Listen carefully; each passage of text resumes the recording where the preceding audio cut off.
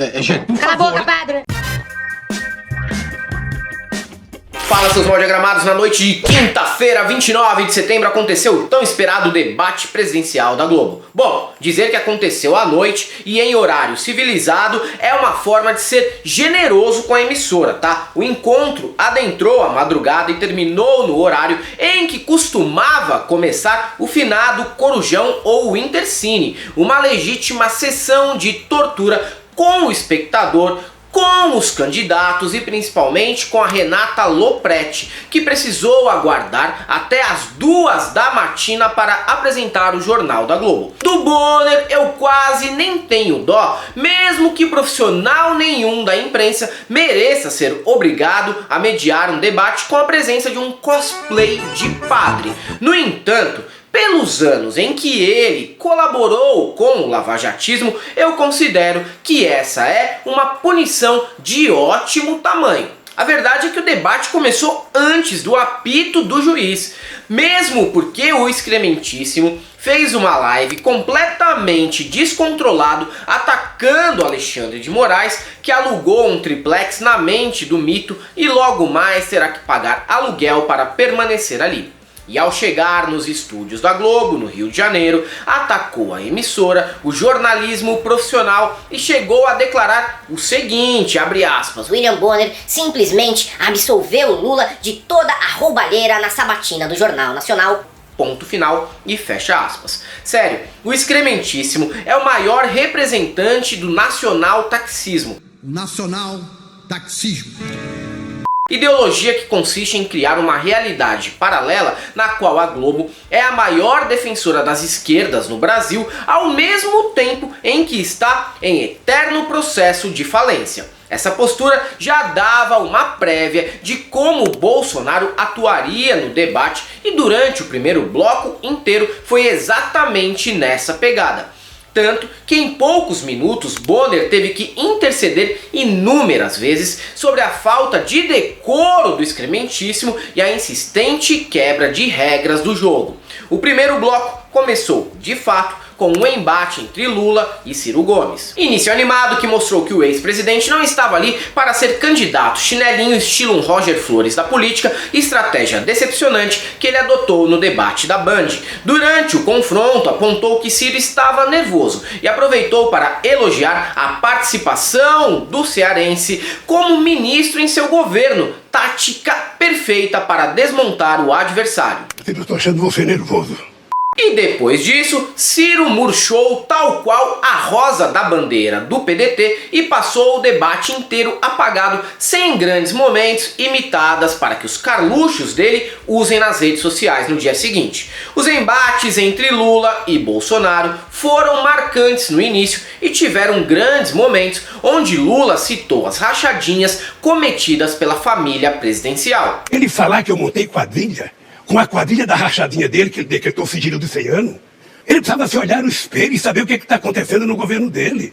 Quando era mais agudo nas críticas, o petista sempre apoiava o cotovelo no púlpito como quem está pronto para lançar aquele chavecão no balcão do bar. Mas ali ele não estava para tentar atrair o Bolsonaro não, apenas tinha como intenção expor o lixo generalizado que foi esse governo desde 2019. Sem lograr grandes êxitos nos ataques ao ex-presidente, Bolsonaro tentou atacá-lo de forma lateral durante uma pergunta para Simone Tebet e aí sim, aí a coisa virou, porque a história acabou explodindo na cara do mito, que levou uma porrada homérica da mulher palíndromo. Jair tentou abordar durante o debate a discussão sobre a morte de Celso Daniel e lembrou que a vice de Tebet, Mara Gabrilli, do PSDB, é filha de um empresário do ramo de transportes de Santo André que alega ter sido achacado pelo PT na região. Tebet se negou a dar uma resposta por procuração e pediu para que o presidente fizesse o questionamento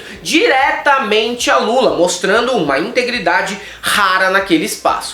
Agora, eu lamento esta questão ser trazida num debate neste momento tão importante da história do Brasil e ser dirigida a mim. Eu acho que falta ao senhor coragem de perguntar isso ao candidato do PT, que segundo o senhor é envolvido, que está aqui. Esse embate ainda rendeu uma série de direitos de resposta concedidos e exigidos por todos os candidatos. Lula foi o que mais ganhou os direitos, o que indica também que foi o maior alvo de fake news durante as 3 horas de baixaria transmitidas pela Globo. Outro grande duelo da noite foi entre Soraya Tronic e o Padre Fake, que estava ali apenas para fazer linha auxiliar patética para o Jair, enquanto Felipe Dávila era a linha auxiliar supostamente séria e modorrenta. Um verdadeiro Dramin humano àquela altura da madrugada. Essa treta rendeu trechos memoráveis, começando pelo momento em que Soraya inicia uma pergunta desdenhando do candidato e errando o nome dele de propósito, e ela chamou o cara como? Primeiro de Padre Kelvin, depois de Padre Kelson e por fim, candidato padre. Fale aí qualquer coisa. Padre Kelson. Kelvin? Isso. Padre, candidato padre. Candidato padre. Soraya também perguntou se o PTBista não tinha receio de ir para o inferno por se passar por sacerdote. Se ele fosse religioso de verdade, acusaria Soraya de blasfemar, mas como não é, ficou ciscando e no fim Soraya comentou que ele era apenas padre de festa junina. Dizer mais, não deu extrema-unção? Porque o senhor é um padre de festa junina. Nada contra, vocês já sabem como eu sou fã de festa junina, mas não iria em uma que o Padre Kellogg's organizasse. E olha que acharam mesmo o cara vestido a caráter em uma quermesse. O pessoal da internet é muito rápido. Depois vocês reclamam no Brasil. Mas em qual outro lugar do mundo o debate presidencial proporcionaria uma discussão entre dona de motel e um cosplay de padre, minha gente? E ó, o pseudo-religioso não tirou apenas a paciência dos candidatos, mas também do mediador. William Bonner estava flagrantemente farto das interrupções e indisciplinas dele e provavelmente pensando se o salário que recebe na Globo compensa tamanho estorvo. E sim, compensa. Garanto que não precisou raciocinar 3 segundos para chegar a essa conclusão. O senhor realmente decidiu instituir uma nova regra neste debate? O senhor poderia olhar para mim, respeitosamente? E Bolsonaro, que já estava evidentemente receoso em partir para cima do ex-presidente, ficou ainda mais ressabiado após o confronto do petista com Kelmon, que tinha até uma colinha feita pelo Carluxo e pelo Fábio Faria para atacar o adversário sob medida. O petista, no entanto, não se intimidou, resolveu expor o farsante e mandou um recado para Bolsonaro sobre ter escalado o cosplayer como escudeiro. Abre aspas. Pode vir, Bolsonaro, o que eu fiz com o seu laranja, eu posso fazer com você. Ponto final, fecha aspas. E o que ele fez com o Padre Kumon, infelizmente, aflorou os nervos da esquerda ibis, que já acredita que Lula perderá a eleição porque falou que o falso sacerdote estava fantasiado e era um fariseu, finalizando a discussão acalorada com uma variação do famoso questionamento futebolístico. Jogou aonde, irmão? Tu conhece quem? Chupou laranja com quem no vestiário? Vai te fuder pra lá. A farsa foi exposta novamente durante a entrevista para Renata Lopretti, onde Lula confirma que foi para o embate direto com o pseudopadre por opção própria e não por pedido do partido. Óbvio que, por outro lado, bolsominions usaram o momento nas redes para acusar Lula de tratar mal um padre. Não vai dar certo e quando todos descobrirem que Padre Pokémon é padre autodeclarado e alucinado, vão lamentar que Lula não tenha sido ainda mais incisivo naquele momento. Além das mentiras, o debate teve uma das melhores gafes da eleição, que foi quando Tebet chamou Soraya de candidata Bolsonaro. Candidata Soraya, e eu peço desculpas, até pelo carinho e respeito que tenho por você, jamais a desrespeitaria. Pior é que na sequência, enquanto a candidata do União Brasil debatia com o Jair, ela quase pediu desculpas por não apoiar mais o presidente, que já deu vários cargos para ela repassar aos amigos. É de fato a Bolsonaro ou não é? Bolsonaro. Estava evidente que Bolsonaro tinha um verdadeiro time para apoiá-lo no debate.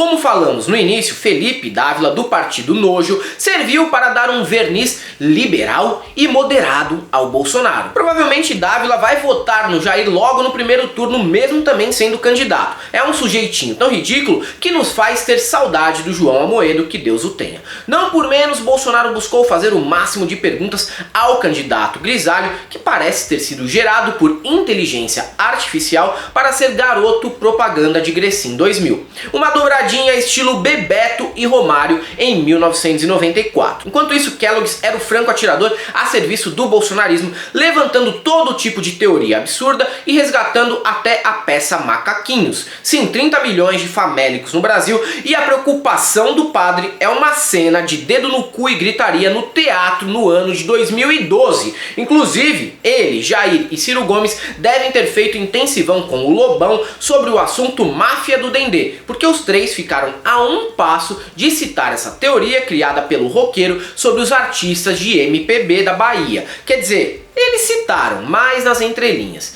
E qual é o resumo da ópera? Então vamos lá. Vale apontar que Ciro ficou apagado durante todo o debate, o que é incomum. Goste-se ou não do candidato, Ciro tem estrela, só que nesse encontro ela estava apagadíssima. Soraya foi capaz de oferecer entretenimento de qualidade durante todo o evento, apesar de ser uma nulidade completa e dar umas travadas tensas no Nintendo a cada 15 segundos. Lula conseguiu ter um desempenho satisfatório e muito melhor que o do debate na Band, apesar de ter confundido números e perdido a chance de ser mais debochado e menos virulento com o padre que o Carluxo comprou na OLX. Tebet ganhou a simpatia dos indecisos e seguiu atacando Bolsonaro sem fazer linha auxiliar ao lulismo, mantendo uma agenda própria. E por fim tivemos Dávila, Kelmon e Bolsonaro, que não podem ser tratados de forma independente, já que era flagrante o jogo ensaiado entre os três e o papel que cada um tinha ali. Aliás, a atuação desse time levantou uma discussão na imprensa e nas redes sociais sobre como evitar esse tipo de situação no futuro e barrar candidaturas que não estão interessadas em disputar votos e que apenas se propõem a criar dobradinhas e confusões. Dificilmente esse debate produzirá alguma mudança tectônica no cenário eleitoral ou alguma virada surpreendente. Na verdade, deve manter tudo como já está. Agora, como programa de entretenimento, o debate também não cumpriu seu papel, já que os palhaços involuntários da vez não eram tão carismáticos quanto Enéas, Avanir ou Daciolo, mas serviu para expor o quanto nós estamos fudidos enquanto nação quando permitimos que um charlatão como Kelmon participe de uma campanha presidencial. É isso aí, galera. Para quem gosta do nosso canal, nós temos nosso apoio, seja membro Pix e Conta Jurídica, caso você queira e possa fazer uma colaboração. Além do YouTube, estamos presentes também no Instagram, no Facebook e no Twitter. Sigam a gente lá e o nosso curso está aqui, sendo à venda no ICL para quem quiser conhecer um pouquinho mais. E para todos aqueles que achavam que o último debate seria morno, só temos uma coisa para te dizer: não passarão.